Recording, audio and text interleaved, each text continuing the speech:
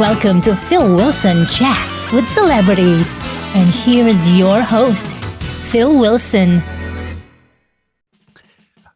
Barbara are a Baroque pop duo from Brighton, namely brothers Henry and John Tideman, taking their lead musically from an eclectic set of influences that range from glam pop to Broadway.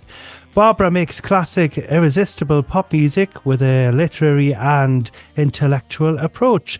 And to tell us all about the group and their brand new single, Mein Fraulein, and upcoming UK tour with Paul Weller, is Henry and John of Barbara. How are you doing, guys? Hi, Phil. How's it going, Phil? Doing? I'm doing well. John, are you doing well? We're doing really well, yeah. Yeah.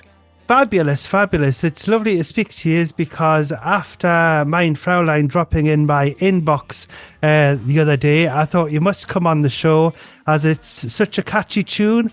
And I did warn listeners the other week when I featured it as my gem of the week on my show. They would be humming it for days. And I knew I had to invite you on the show so you can tell us all about it. That's amazing. Have you been humming it for days, Phil? I have actually. Good. As soon as I play, before I came on here, I was going. Oh, that's great. Well, so it is, and I did say it was when I warned the listeners. I said it's an earworm, which I don't like the phrase of that, but that's what they call it, don't they? If there's a tune that sticks in your head, that's magic. So if you can do that to someone, it's amazing. So this is going to be like. Amazing. This track. Totally. Well, great. I love it. Brilliant. I'm delighted. Now you've both played music together since you were children, and I believe your parents maybe gave you a gift that inspired you both, Henry and John.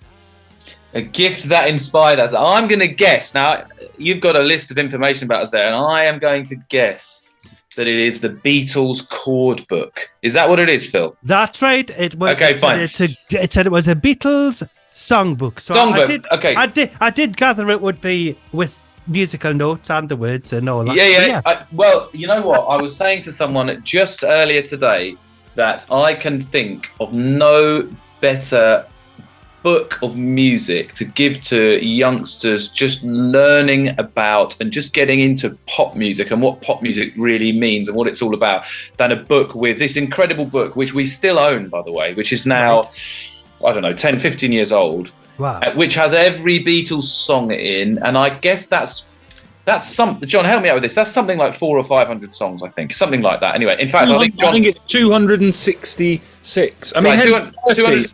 I don't remember this. I don't think we were 13 or 12. I thought you were just going to grab it there, John. I thought you were going off to get it, John. I thought you were going. It's on the shelf. I think it is in. Oh, got it. I think it is in the room that John's in. Wow. Would love to see that. Look at that. Unfortunately, that I think if you look, the title, that like the front page has been kind of bitten off or whatever because it's so old. But look, that's the genuine thing. Wow, look at that, John.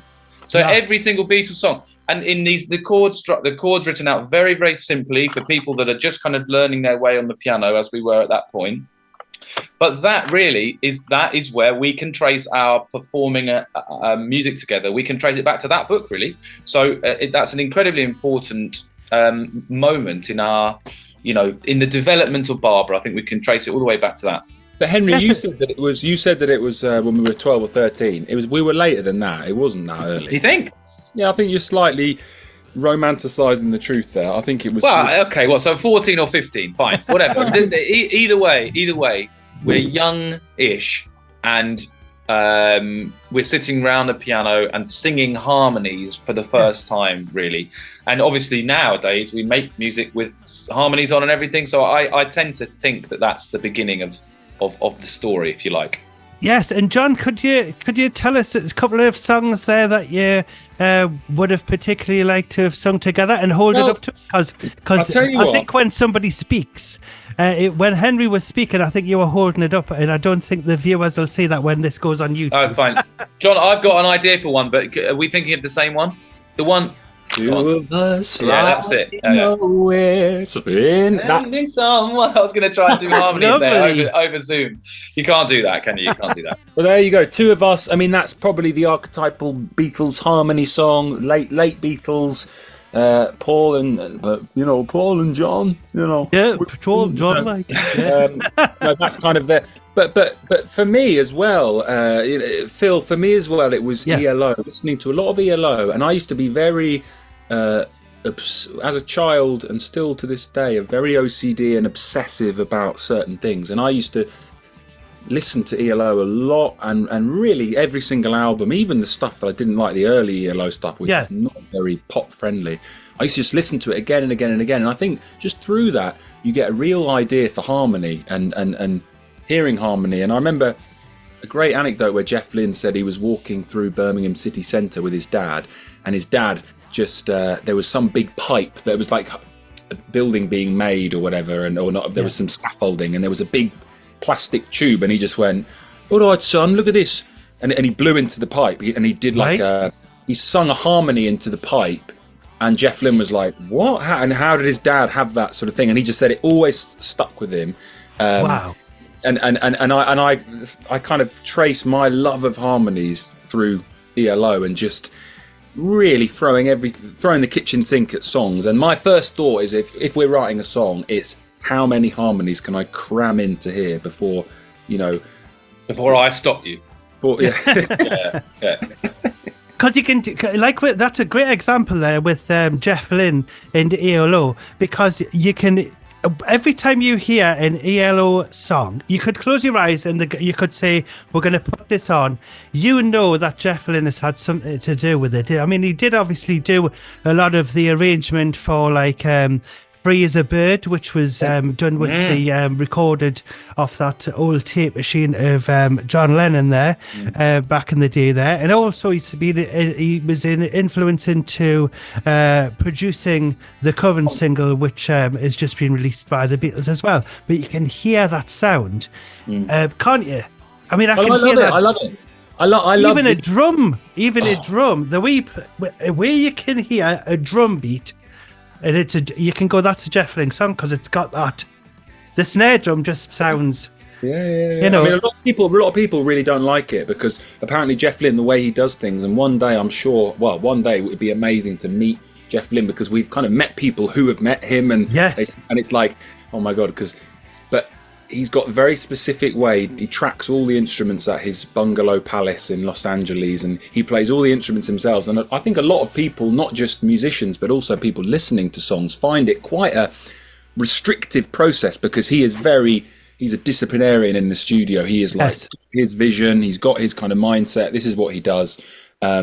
It's like the antithesis of the kind of freewheeling, hippie kind of mindset of, do whatever, put the mics on. It's kind of, he has got this formula, and whether it be with the Travelling Wilburys, whether it be with Roy Orbison, whether it be with Tom Petty, whether it be with Regina Spektor, who is a kind of much later artist, you can hear that Jeff Lynne sound. It's kind of, and I one day I'd really like, I mean, I'm sure the record labels wouldn't allow this to happen, but I would love a kind of 70 song large box set of all the songs that Jeff Lynne has produced, because I think there's some Spotify compilations on there, but just listen to, with that drum beat going through every single one, that heavy stuff, Yes, so are you a big fan, Phil, of ELO?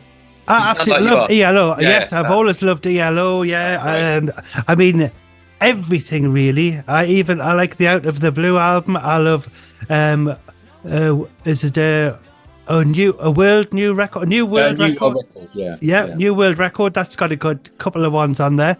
Telephone Line and all that's on there. Well, I like Discovery, which was his disco album. Yes, that's excellent. 1976, I think, when it's just ELO are really getting kind of uncool, because it's obviously summer of punk. And that's right. Last Train to London. Yeah, brilliant. And all that. Diary of Horace Wim. Yeah, and Confusion and Wishing, and just it's just some fantastic, and obviously one of the best ELO ballads is I Need Her Love, which is an amazing. I mean, again, the production is very syrupy and luscious, but you strip that down to just him playing piano and a voice. It could be a Beatles ballad that Paul McCartney wrote. But, you know, sometimes the window dressing of ELO production can put people off a little bit because it's a bit too simple and sweet. But I love all that, you know. Yeah, I mean, he did Alone in the Universe, didn't he, on one of his albums a couple of years back. That's a beautiful song. And the album didn't do as well as I thought it would, but it was some great songs in there. Amazing.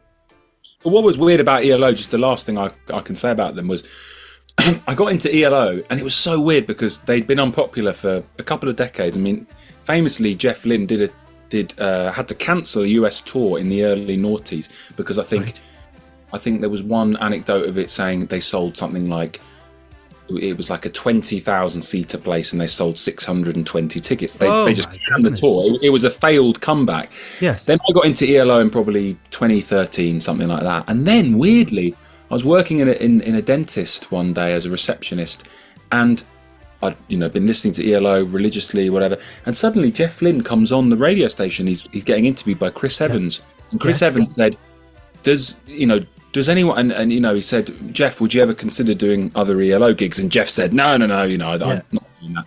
And the Chris Evans said, "If we can get 30,000 people to text in or whatever," it was something and something like 50, 60,000 people, or no, I think it was 30,000 people texted in saying we want an ELO gig. So that sparked this massive ELO renaissance. Yes. And now suddenly ELO are part of the woodwork again. They've played Wembley Stadium 3 nights in a row, and it's so weird to see, bands come and go and things are popular and then things are jacks, and it's just fascinating. But yeah, I'm so glad he's finally getting his just.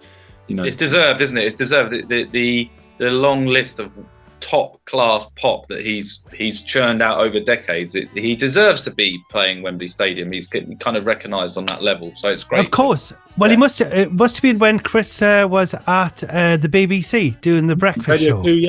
Yes, because that's when he did his in concert kind of thing, that they do now, which is very, very popular. But yes, I was probably listening at the time when that happened there. But yes, a great guy there, Jeff Lynne. Hopefully I'll meet him one day. And yes, if I get to speak to him, I'll definitely pass your name on. Please do. Get a listen to Barbara. Now, are you both from a musical family? Henry first. Musical in the sense that our dad ran a record shop in Brighton in the 1980s called Subway Records. So not musical in the sense of being trained musicians. I mean, Dad was in bands when he was a teenager, and has fond memories of those days. But neither of our parents were trained to play musical instruments. But I think Dad's passion for music, which exists to this day. I mean, he absolutely loves music, and of course, he loves it that the two of us are in the band together. Yes, I'm sure that has got something to do with our deep interest in pop music and rock music, which kind of starts in our sort of early teens. I'm sure that the CD collection he would have had, which would have been vast, and I have memories of him having tens and tens of CDs in the car, because this is obviously before being able to plug your phone in and play Spotify or whatever. Of course. Because he was someone with a good interesting taste in pop music, because he had heard lots of it over the decades. There were lots of different CDs to try all the time, and so in that sense we're musical, which is slightly different to what maybe you were aiming for. But I think that's a big as an important part of the Barbara sort of journey, I'd say. Yes. And John, were you both singing around the house from being little? Well, me and Henry, we played piano as kids and violin as well. Right. But that was kind of, that sort of taught us discipline, because violin is not an easy instrument to pick up and just play. It's we were kind of quite good at, we became quite good at that. But music for me came in at a point where, I think it was all kind of linked to that George Harrison documentary, Living in the Material World, that I remember Henry and my dad watched at the time, 2010 I think it was. And then I just started listening to a bit of George Harrison. For me, it all kind of, I was a fan of the mindfulness of buying a CD and spending time with the CD and spending time with the artist. Yes. And getting a little bit nerdy about it. I used to really be very OCD about things where I would get the album, I would read, this is very strange behavior, but I would read the whole Wikipedia about the album. Yeah. I would read reviews about the album, and I'd always try and find a documentary about the album. And and it's really interesting because you can find some obscure record from 1986. It's like, I don't know, a solo album from, I don't know, Dave Edmunds or whatever. I don't know. And yes. You can I'm not as obsessive nowadays. I don't read all the stuff about it now, but it just makes you appreciate the effort and the art that everyone got involved with. And there's so many different tales and interesting anecdotes along the way. And yeah, but John, the question was, did we sing around the house? You've come a long way from that, haven't you? Well, my music love started.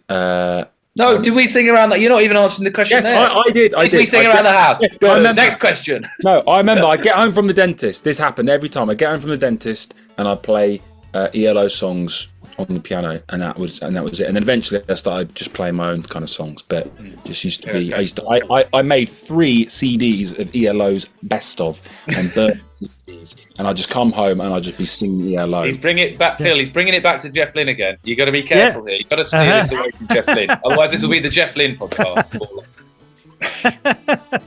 Now, Henry, we were just talking there about being a bit obsessive about music and things like CDs and things. The thing is that I used to finish school and then go down to the Metro Centre in Gateshead with me pocket money, and I used to go and buy loads of 7-inch singles or albums or 12-inch singles or whatever, and I would actually listen to all of the whole lot of the records, and I would be admiring the cover and what label it was on, and just admiring the records. It's got a nice epic record logo and things like that. So maybe I was a bit obsessive like that as well, and I still am, because I'm surrounded by vinyl and even 78s as well. I think that one of the most heartbreaking things about what the internet and Spotify has done to music, and John put this very well actually in a previous interview. Yes. So I'm going to steal John's wording here. Is that it's made people think about music as just content, as in a song it has no more value or less value than a little clip on YouTube or a photograph of take yourself of a friend or whatever, and that therefore sort of devalues music in a sense. I mean, and I guess I'm not wanting to sound like an old kind of codger, but whole generations, it seems now, are growing up with every song that's ever been recorded available on Spotify for £7 a month. And I don't necessarily think that's the kind of polar opposite to what you're describing, which is having a collection of songs on a physical piece of equipment material, whether it's a CD or a vinyl, and really sort of cherishing that moment and feeling all the different emotions that come with listening to those songs. Yeah, it's totally. An experience. It's like War of the Worlds, when that came out on LP. It had a booklet in, you would have the record on, and you could read as it's going along. And you are part of the experience. And that's something I think, the millennials I've heard, they are now into, all of the vinyl and everything, because it's something that is quite unique and different. Because I've always said this, which is no disrespect to the digital industry, but I've always said that it's throwaway music. Because I've got stuff here, like for example, I've got this here, right? I've got a record here. If you can see that there, so that's the Pasadena's from 1990 or whatever, right? Okay. So I've got something physical there. So what happens if when the streaming site, if you buy your music, because you never really own it, do you? No. Because it's digital. So if your computer goes bang, then that's it. because some sites you can, if you're not streaming, you buy your music and that's it, and you can only download it once. On some platforms, but this is something which is like, this has been round for 20 odd years, 30 years, or whatever, and I've got stuff here going back to 1937. On shellac, 78. Okay. Now, the point that I'm getting at is that the throwaway music, I think that needs to stop. We need to really all get back to this physical thing, and then we'll be able to appreciate it more. Because I said to people who I've interviewed, no matter what age they've been, I've said, are the people these days that are around releasing digitally, are they actually going to be remembered in the future? Because at least if you've got something like that, you survive for hundreds of years. Well, and it's no coincidence, John, is it, that one of the greatest moments of pride we've had in the whole Barbara story is unpacking the first and so far the only time we made a physical. We made a CD, the first Barbara EP, which is a 5-track EP called Mildly Entertaining. And you're right, you feel like when you make something like that, you feel like you've kind of contributed some cultural thing, which is much more tangible than songs that are just released onto platforms on the internet. And what's brilliant, of course, is, you might want to come on to talk about this in a little bit, but people want to buy a Barbara CD, right? And we meet them sometimes at gigs, and so it might be that we can pull society back. But I worry that, to use that cliche, it's kind of the genie's out of the bottle, right? And people expect music now to be a thing that I can get for free or for almost no money, and it's this thing that I can just listen to, briefly without thinking much about it. Go on, John. John, what do you think of that?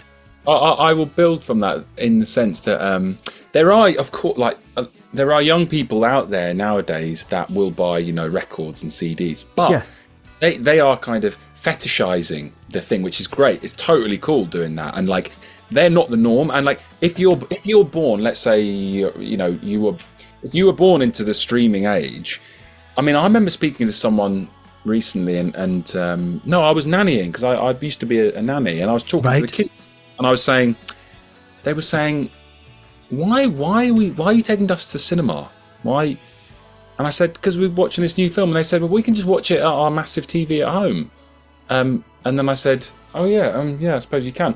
And then they said, I said, do you guys know what a Blu-ray is? And they said, no. And I said, it's just this disc in the film. And they said, why would you pay for a film when you can just get them free at home? And people have said that about music. It's so strange. It's back in the day. I remember, and me and Henry were probably at the tail end of it, I guess. Because I'm 29 and Henry's 30. So I remember, the only way that you could listen to a song would be to wait till it comes out on the radio and be crossing your fingers, going, oh my God, when's that Eminem song or D12, whatever that song. Or you'd go along to MVC and look at the top 40 wall and buy the single for £3.50 or whatever. And that kind of thing now is, and if you again, there are loads of young people that come to our shows that will happily be like, I'm going to buy a CD, or I'm going to buy. But a lot of other people that kind of, your casual music fan, let's say that music isn't your thing. You just, let's say you listen to music as you're cooking, you listen to music as you're in the gym, you listen to music as you're running. Yeah. If someone said to you, oh, by the way, when you cook, you need to pay £10 for that album, they would go, no, music's free. Do you know what I mean? So we kind of sometimes, I feel like we're preaching to the converted with all this music chat, because we're all kind of nerds, aren't we? People that like music, talk about music, we all consume music in a kind of nerdy way, but the norm is not, Henry, you're so right, the genie is so out of the bottle with that, because no one would pay, so cheap, £7, isn't it, for a Spotify thing of every song. But I know a lot of people that just literally, they have favourite songs and they don't know who they buy, because they come up on their algorithm. They just put the algorithm on, they play it, and they just go, oh, that was brilliant. and they go, yeah, I don't really know. They don't know when it was recorded. They don't care. That's really interesting. And I spoke to someone recently who was telling me about their kids. They've got 16, 17-year-old kids who the notion of when a song was recorded, the idea of a song being, a song from the 70s as opposed to a song from the 2000s, that's lost on a lot of people.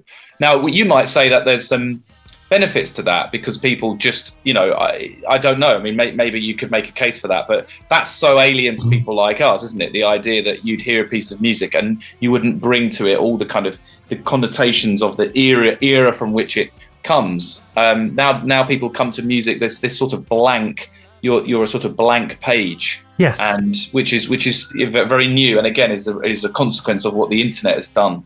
I think I was saying this before as well. I mean, I think in decades to come, will we see, the effect that the internet is kind of having on us, as a kind of culture. And it's all these little things which we're not really thinking too much about at the moment. But when generations grow and new generations come through, maybe that will be a more obvious. Now, John, what I was going to mention there was, as I was just going to say, if you threw this into the mix and said, right, no artists, none of the big artists to release anything digitally, to release it only on vinyl, and then see what the charts look like. Because I've always, the things with the digital charts, I don't understand it. Because with record sales these days, you could actually stop records from being hyped, because there'll be some way of doing that. Because people used to scan the barcodes a couple of times, in the shops. So it would go into the chart. So, the more times you scanned that or ticks in the book or whatever before that, then you would get your chart position. Now, if they did that now on the vinyl, then I think it would be a wonderful world. But is it just me being an old fart, as you would say? I just think, I said a similar, I said to Henry once, and I said, and I said this to the kind of Barbara team or whatever you call it, because I said, why don't Barbara just have no music on Spotify? But everyone said that's a stupid idea, because you would lose 95% of your casual fans, because a casual fan is going to consume you in the easiest way possible. And that's just, that's I don't know what to think about that. It's like, it's kind of, I'm sure there are bands out there that don't put stuff out on Spotify, and I haven't heard of them for that exact reason, because I'm not aware of them. They're not in the kind of ether. But I don't know, personally, me and Henry, I know I can speak for Henry in this case as well, but we love, if anyone is young out there and thinking, if anyone's young out there, I don't think there's anyone left. But like, if you are interested in the art of kind of collecting things, and you don't want to spend £45 on a repressed Beatles album, then go to your local charity shop. Yes, the vinyl is not great in charity shops. It's a lot of easy listening stuff. But CDs, you can get CDs. You can get the greatest albums of all time. Usually a lovely re-release. It's like a remastered and expanded copy. You can get for 99p. And all the time I'll go into charity shops. I love charity shops so much that I've started volunteering at my local Oxfam bookshop, because it has literally, it's like a treasure trove of stuff. And it's just, you feel so good when you get I got once a Jennifer, I think it's Warnes, or I don't know how to pronounce her second name. Jennifer Warnes. Jennifer Warnes. I got this album, I think it's called Shot Through the Heart, 1976. Oh, smoothest, yacht pop, yacht rock stuff, brilliant. And I just thought, I picked that up because of the cover. It looked quite 70s, female singer-songwriter. I thought, that's totally up my street. Got it, 99p, bang, I've listened to it on repeat, and that's the joy. And I don't know how I would have found that on Spotify, really. But yeah, that's my advice to any young music fans out there. Indeed. Now we're going to fast forward from the vinyl, and we're going to talk about Barbara. Now, when did Barbara decide to form? Well, the technical answer to this is 2020, really. Right. Because obviously John and I are brothers, we've been doing musical projects little bits and pieces here and there for a few years leading up to that point. There was a time when John was studying in Birmingham, and I went to, I kind of slept on the couch, and that was one of the, I moved up to live with him for a bit of time. Right. That's where we were just beginning to sort of start to take a bit more seriously what we were doing together. But really, Barbara starts from the autumn of 2020. And so that means that we've been going for 3.5 years, really, with the current band as in the way that it is. So yeah, there's a boring answer to that. Now, John, Barbara is likened to both the Kinks and Sparks. Are they heavy influences on your music? I think, yeah, we're big fans of brother combinations, you know, Kinks, the Kinks, Sparks, and bands like the Lemon Twigs. There's something quite nice and, dare I say it, quite strange about, you know, it reminds me of kind of the when you sometimes meet twins who look exactly, you know, they're wearing exactly the same clothes and they finish each other's sentences. There's something quite eerie about that. And I love the fact that, you know, the Kinks, the brothers in the Kinks have that kind of strange rivalry, but they both write brilliant songs in their own right. And the brother, obviously Oasis, another one, you know. That's right. One amazing songwriter and one with the best, if you know, the last great rock and roll kind of star, really, in Liam Gallagher. So yeah, we're definitely influenced by that kind of brother sibling songwriters, really. Now, Henry, your lyrics for Barbara are quintessentially British, infused with the inquisitive, satirical spirit of Harold Pinter, George Orwell and Ray Davies. And I really think that does come through. Do you find it easy to write in this kind of style? Yes. Well, I don't know about easy, but it's certainly the only style really that we've ever been any good at writing in. We are, as I would say, we are influenced as much by novelists and writers as we are by musicians. So, I mean, we've got songs based on novels we like. We've got, you know, I mean, I was saying earlier about how much I love Randy Newman as a songwriter, who is unfortunately really, I mean, it's not unfortunate, but he's known by many as the guy that sings the Toy Story song. But really, if you dig a little bit deeper with Randy Newman, there's kind of 4 or 5 brilliant albums from the 1970s. And every song has every song is like a brilliant kind of short story with a character and a character arc and a kind of a climactic moment. And that, I find that as a way to think about, you know, a story in 3 or 4 minutes is such a sort of perfect little piece of art for me. And so we've tried to do that with quite a few of the Barbara songs, really. I mean, I'm thinking of particularly, there's a song called A Perishing of Cherished Things, which is about, you know, people, well, I won't give it away. People might want to listen to it and go and listen to it. But it's our attempt to tell stories in songs. And so, yeah, we've never really gone in for conventional, simple love songs or anything like that. No. Partly because, I don't know, it just feels like it's been done, and you know, other people do it very, very well. But also, yeah, it isn't really our kind of style, and yeah, our interests have always been a little bit wider than music. Hence the influence of some of those names there. I mean, Harold Pinter's plays are amazing, and George Orwell's writing is, you know, these are kind of brilliant cultural figures. And to try and create music which has got a bit of their influence in is it's just great fun. Yeah, it sounds absolutely fantastic as well. I absolutely love the music. And you'll have to drop us your CD, because I haven't got a copy of that CD. 100%. Give that a spin on the radio. I certainly will. Now, John, in 2022, Barbara were handpicked by Neil Hannon to support the Divine Comedy, which I absolutely love, on their UK tour. And a year later, they played 14 shows in support of Haircut 100. I bet it was a fantastic day, that one. Joking there. Had to get that one in. Neil, Phil Jupitus and Chris Difford are all big fans of yours.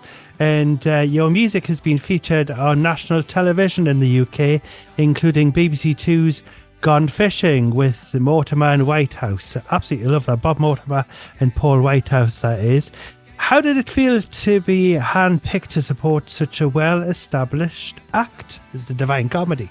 Well, we are massive. I mean, probably Divine Comedy, one of my favourite bands. And yeah, ELO and Divine Comedy, such big fans. And Henry emailed, I think it was Neil's manager, I can't remember, but then we got an email from Neil. He signed up to our mailing list and became a kind of self-confessed Barbarette. And it was the most surreal, strange, because we're still a very small band, but back then we were kind of minuscule, and he really took a chance on Barbara and said, look guys, I love the stuff, I love the world you're trying to create. We basically send out goodie bags to fans with CDs. Wow. So we'll definitely Phil will definitely send you one with the CD. Thank you. But he said, I love the way that this goodie bag made me feel. I feel like it's one of the fan clubs, because it's old cigarette cards and old sort of stickers, and he said it made me feel like I was signing up to one of the fan clubs, a Doctor Who fan club in 1979 or whatever. Yes. And yeah, getting asked to. Then he said, "Would you like to support us on tour?" It was just unbelievably strange and it's surreal, wasn't it, John? That's the word you used. Yeah, incredible. The fans, we kind of knew the fans would be kind of lovely, and yeah, it was just the most amazing experience of our life. You got to remember, Phil, that Barbara has a small fan base now, and that's absolutely amazing. It's a fantastic thing. In 2022, we really didn't. I mean, but there was not. But in the start of 2022, Barbara had played 1 or 2 gigs. Oh no, that's not quite right. Sorry, maybe 4 or 5 through 2021. But we were nothing. I mean, we were really nothing. And so to get through somehow via an email to Neil Hannon, and for him then to say, not only I like it, but for them to follow up saying, do you want to support me? And do you want to support me in all of these cities? I mean, like major cities on my tour. So we did Brighton and Edinburgh and Manchester and Liverpool and York. Wow. It wasn't just a step up. That metaphor doesn't really do it justice. It was such a different thing for us, and yes. Of course, but of course, incredible. I mean, absolutely. But yeah, it was pinch yourself. There you go. It's a pinch yourself week when we were doing those shows. Yeah, I mean, whether she loves the National Express. She loves it because of the description. It's like a story, isn't it? There you go. There's the link. Yeah, see, there you go, songs. Then. Yeah, stories and songs. Love it.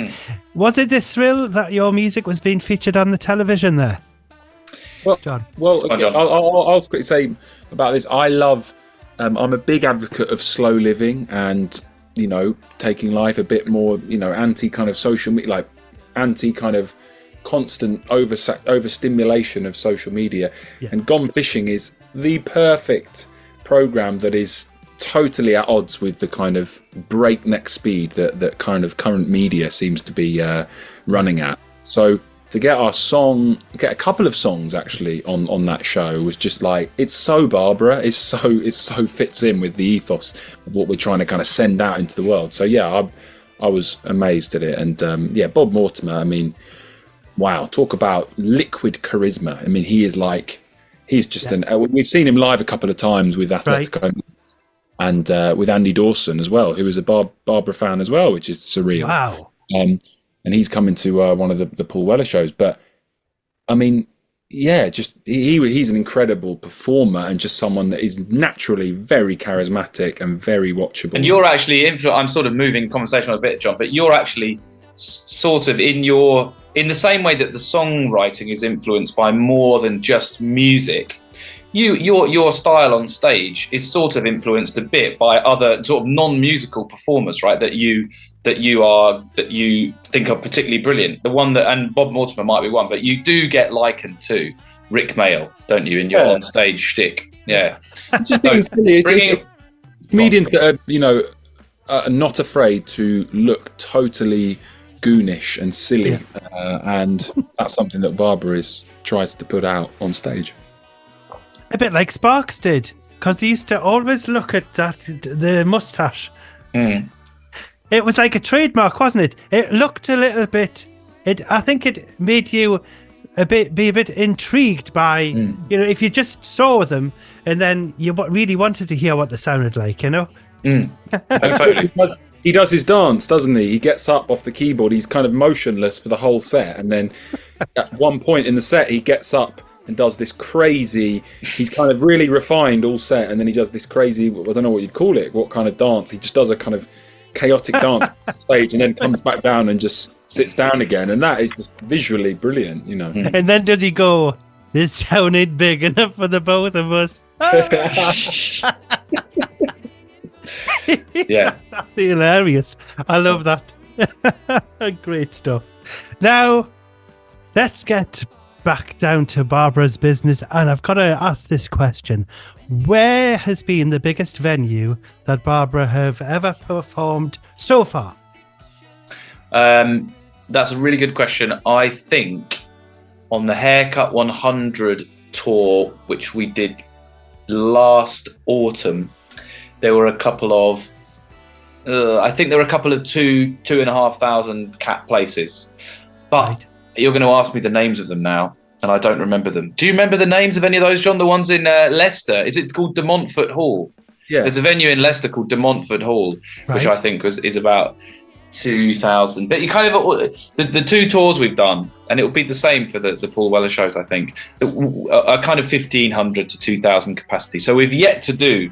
We look forward to the day when we can say we've played to 5 or 6 or 10,000, but we haven't got there yet. You know, we have an amazing opportunity like that hasn't come along yet. So but you know, playing to 2,000 people, right? That's incredible, and like I said before, that is incomparable almost to playing to 20 people in a pub, which is what we kind of had got used to doing. And I bet, and you've got all the audience participation and everything that you'll have with the even in front of 500 people, you know. I mean, I'll tell you, many years ago, I was part of it was for my brother-in-law. He runs a music school, and there was a Yamaha music festival at Birmingham Symphony Hall, and me and my sister and my mother and this other guy, we performed there in front of 3,000 people twice. And you know what it is? The feeling. So I can imagine what it felt like for yourselves. The feeling is amazing, and it was videoed as well. So I'm doing this. We're singing this song, and there's a little bit in the middle, and I'm clapping my hands, and then all of a sudden the camera shows me going like this. I'm like clapping the audience all around. Wow, like rock and roll, man. Yeah, yeah. We're doing the rock and roll medley. It was, and it had a bit of Johnny B. Gooden and all that carry on. Oh so wow, that's my little claim to fame there. So, that's amazing. No, you're right about the feeling, aren't you? The feeling it's electric. It's not really like anything else. I mean, that's the thing. And yeah, there isn't really a feeling quite like it. Just getting to, and it's almost the moment. It's the being on the stage, and then it's the kind of 10 or 20 minutes that follow it as well, when you're still kind of on that high. Yeah, so you get that feeling inside. It's like you like it, but you don't like it. But it's like. I don't know. It's indescribable, really. It's just it's like it's a feeling of you're terrified, but for some reason you like it. Totally, that's like a roller coaster. Yeah, very good. I've never heard it put quite like that, and that's exactly how I'd say it. You're terrified, but you can't really get enough of it, and you don't want it to stop. Totally. So coming up soon, by the way, I mean, this is going to be a massive stepping stone, because next thing you might be at Glastonbury or anything, because Paul Weller has personally invited Barbara to guest support on his sold-out April 2024 tour. What was it like being invited by such an iconic singer, and how did you find out? John, do you want to take this one, John? Well, we're huge Paul Weller fans. I mean, we just listened to a lot of Paul Weller's music from, you know, the early days of when we started listening to pop and rock popular music, really.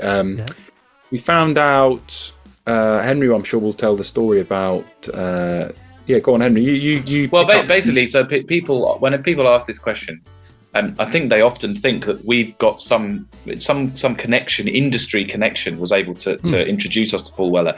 But that isn't the case at all. This is why it's the strangeness about it and the unpredictability of the whole kind of trying to make it in music. Because actually, the really lovely guy called Mark, who we've known for years, right? He's actually been a fan of Barbara since before we were even called Barbara.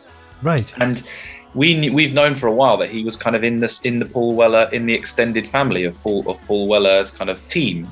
And he said for a while, I'm going to try and get some of your music to Paul Weller, see what he thinks. We never quite believed that anything really special would come of that, because Paul Weller is Paul Weller and absolutely huge.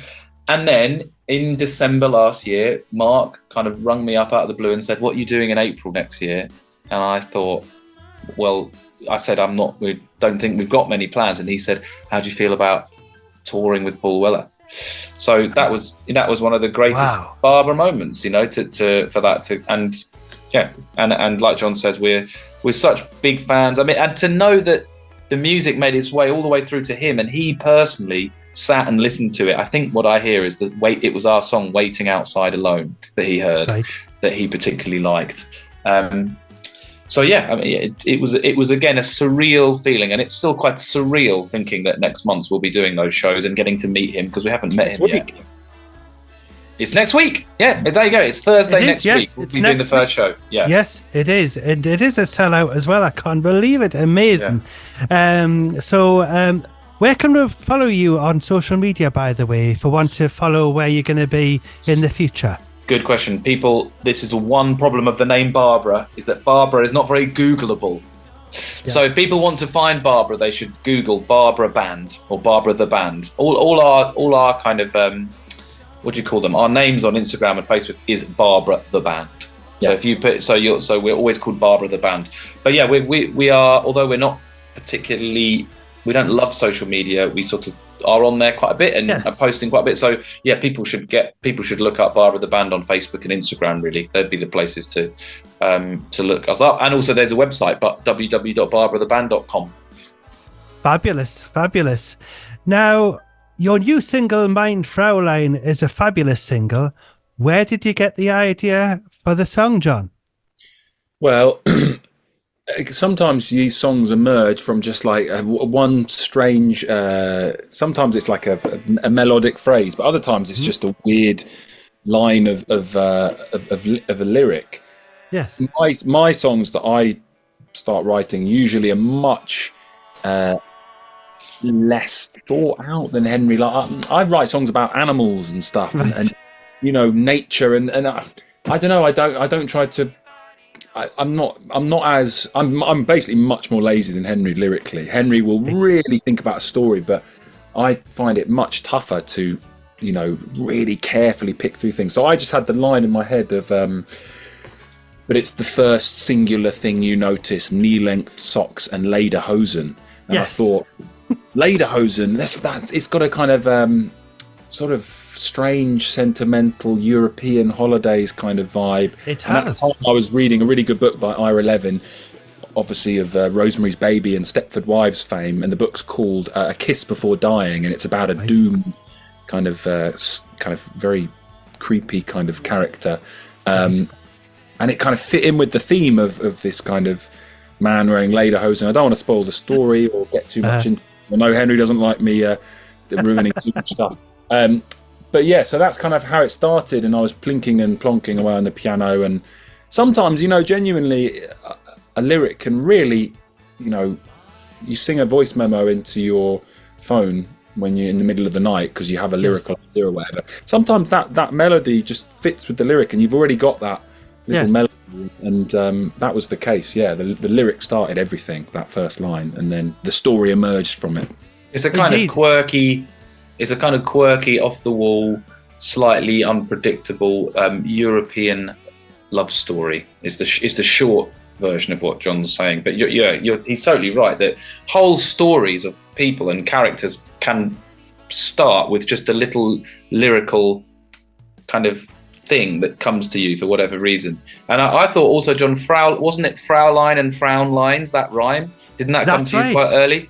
No, never that came a little bit later, but yeah, it's sort of it just seemed like one of those things that when we came up with that, I thought surely someone's done that little Yeah. Surely someone has written. It's very kind of Divine Comedy-esque, but no one had. So I thought, well, yeah, Fraulein and Fraulein's. It's quite. It certainly fits amazing in the song as well, because that really drew attention to the song for me as well. And all of the lyrics and everything are all fitting in with the timing of the music perfectly, which I absolutely love. It's like, I've got to hear that again, you know.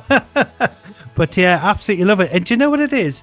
As soon as that Mein Fraulein appeared in my inbox and I had to listen to it, I was thinking, am I going to be speaking to somebody maybe in outside of the UK? Because it does sound very European. So if that was the aim of the game, that is definitely what you got. I could actually imagine that being like maybe it's quite Eurovision-esque as well. Yes. Mika, but in a nice way. A lot of people say we're quite like Mika. Do you remember? And Mika's a big artist. Grace Kelly, obviously, was a big hit, yes. But obviously a big part of Barbara is our producer and arranger, Paul Steele, who is the man, the wizard behind a lot of these arrangements. We have these very simple arrangements that we sometimes say into an iPhone recorder. We send them to Paul, and then this thing emerges fully formed back in the inbox, and it is one of the biggest rushes that we get from this whole journey, because getting the mixes back from Paul, he's a legend. He's an arranger. Well, yeah, his arrangements back. Yeah, he's well. What did the Guardian say about him, John? Come on, I always get you to say this. He's the second coming of Brian Wilson. And do you think he is? Wow. He probably is, isn't he? He's that good. He's that good. Yeah. So people should check out Paul Steele. Especially with the instrumentation as well. I can think of that if I close my eyes. Yeah, Brian Wilson, definitely that kind of thing going on there. He also loves jellyfish. Did you ever get into them? Do you remember? Do you know of them? No, I didn't get. Well, I didn't really know of them at all, and then he introduced them, and I listened to them and thought, yes, I can see how Paul's absolutely loves that, because it's a bit wild and manic.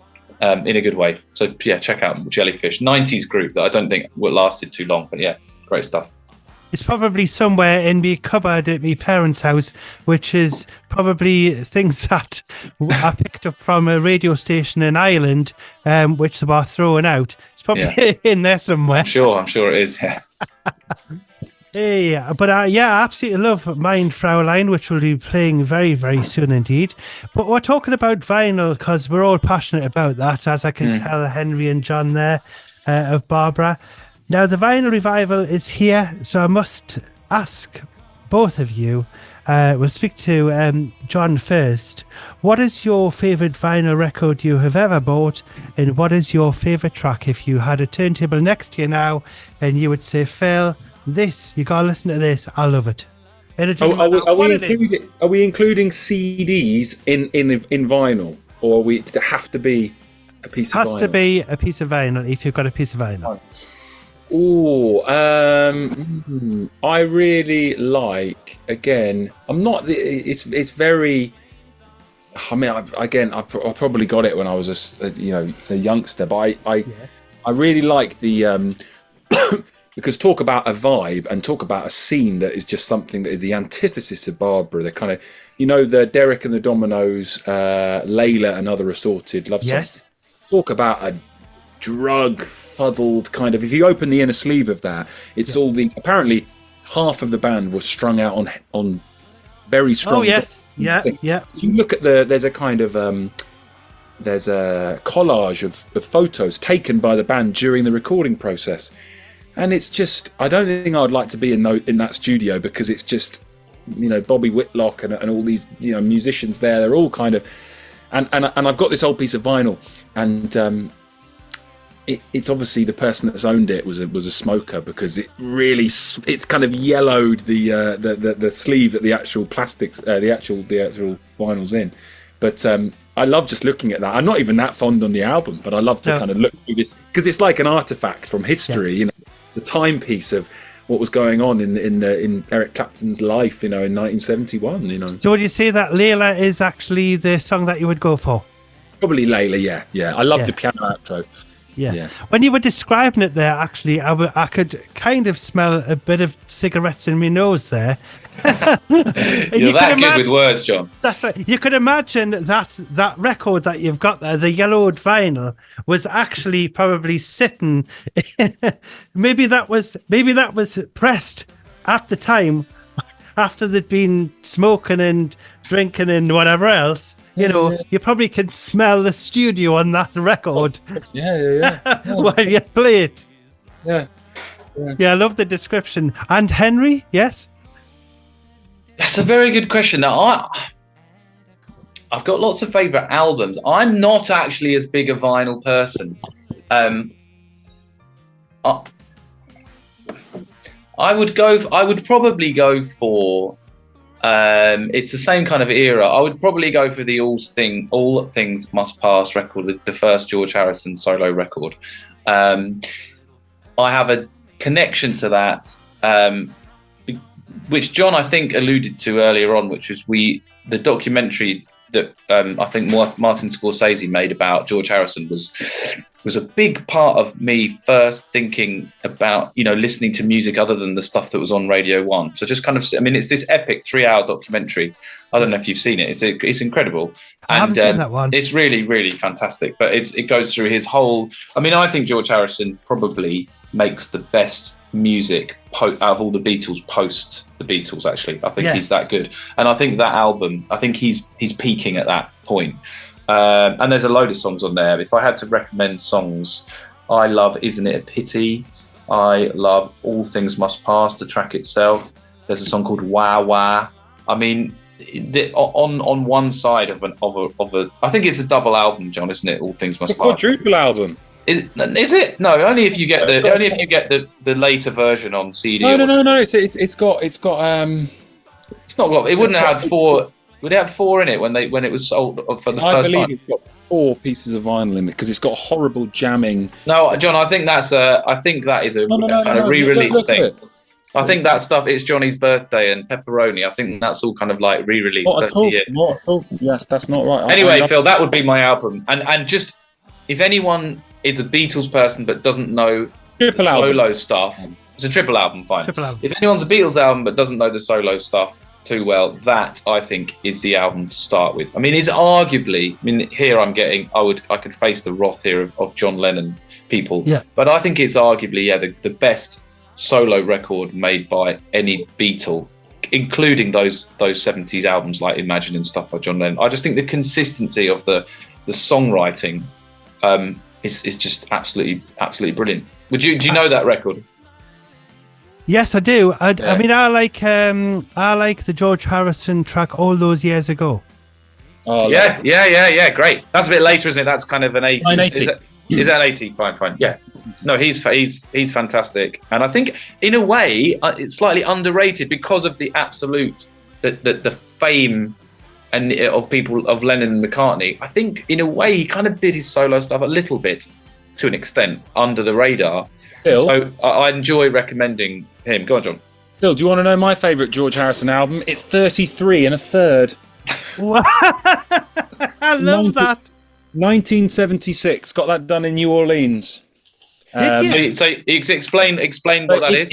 It's the height of George Harrison's soft pop era. So as the summer of punk's going on, George Harrison's making this lovely sun-kissed LA tinged album called 33 1/3. It's brilliant. It's got some amazing songs. It's like a warm bath of sunshine listening. And for people that are listening, what have you just shown the camera, John? Because some people will just listen. 33 1/3. I really love it. A tattoo there, 33 1/3 there. Fabulous. So when you were over stateside there, did you just go, I think I'll get this done as a tattoo?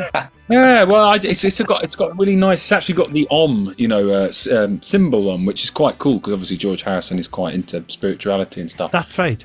Just got it done in New Orleans, and I haven't got any other tattoos. I just got that little one, but it marked a really great trip traveling around America, country I'm really interested in. Yes, so. It's a forever memory there on your arm there. Mm. Yes, looks very nice. I love it. It looks very stylish. Have you got any music tattoos, Phil?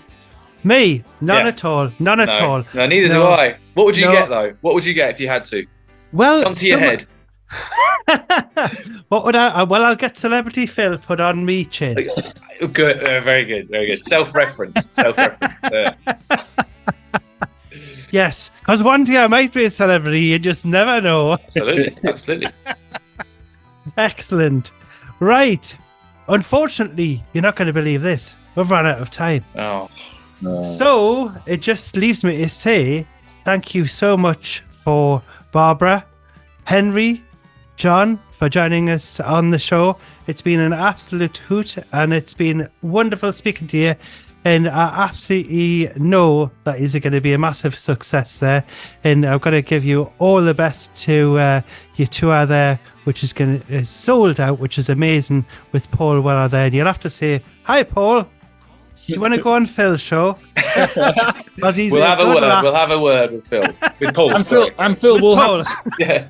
Phil, we'll have to send you. We'll have to send you a goodie bag with the CD in and all the collectible stickers and cigarette. Fabulous, cards. and I'll open it while I'm on the air as well, so listeners will be able to hear what you get in the goodie bag there if they join your fan club there. So finally, would it be possible, if you're able to do it in unison, as it were, just to introduce your latest single, Mein Fraulein? Okay.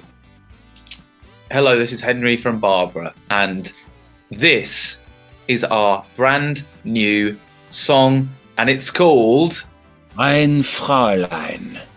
Thank you. Mein Fraulein. Thank you so much for joining us on the show. Barbara, really, that's what they're called. Thank you so much for joining me on the show, and I'd wish you all the very best. And would you like to come on the show again? Of course, Phil. Of course. Fabulous. That was in unison, wasn't it? That was in unison. What a fitting way to end. That was excellent. And I'll tell you what it is. We'll just be talking about, we could talk about vinyl for days, couldn't we? You're right. Yeah, totally. We'll do that next time. Right. All right, Phil, thanks so much, Phil. See you soon. Take care. Cheers.